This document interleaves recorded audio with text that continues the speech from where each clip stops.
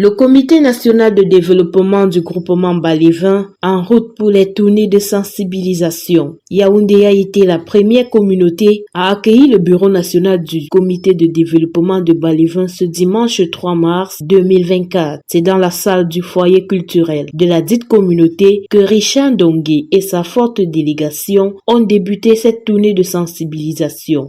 Cette session avait en fait à l'agenda des articulations. Partagé avec la communauté Balévin de Yaoundé, c'est que les anglophones appellent Achievement 2023. Donc ce que nous avons effectivement réalisé en 2023. Mais également leur présenter les perspectives de 2024 en termes d'objectifs.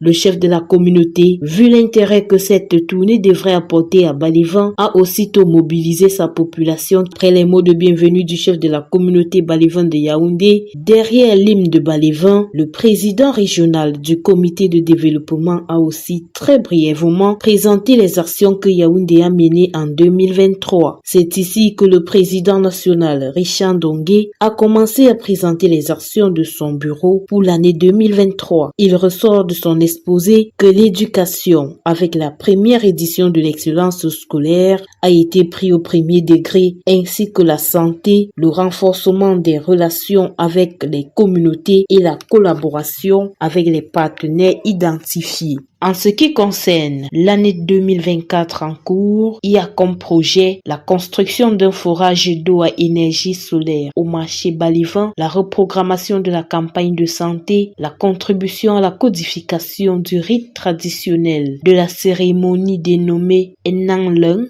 la reprogrammation de la deuxième édition de l'excellence scolaire, la formation des exploitants agricoles couplée à la mise à leur disposition du matériel végétal pour la culture des avocats greffés. Pour donc parvenir à ces réalisations, une quête a été organisée séance tenante. Les Balévins ayant pris goût de l'exposé du président national ont déposé à table une colossale somme de 1 434 000 francs en espèces et 100 000 en promesses. Les membres du bureau national présents pour leur part ont contribué à la hauteur de 635 000 francs en espèces et un don de médicaments à la hauteur de 200 000 francs. Pour les Balévins de Yaoundé, ce n'est que partie remise car tout le monde n'était pas informé. De même, pour certains Balévins de Yaoundé, Richard Ndongué est le président qu'il faut pour le développement de Balévin et nous allons le soutenir. Nous sommes pour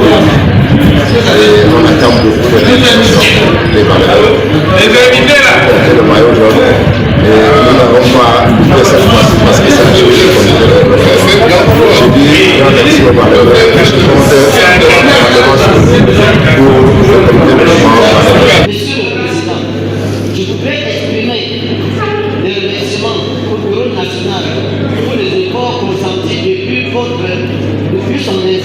La population de Yaoundé aussi a bien réagi.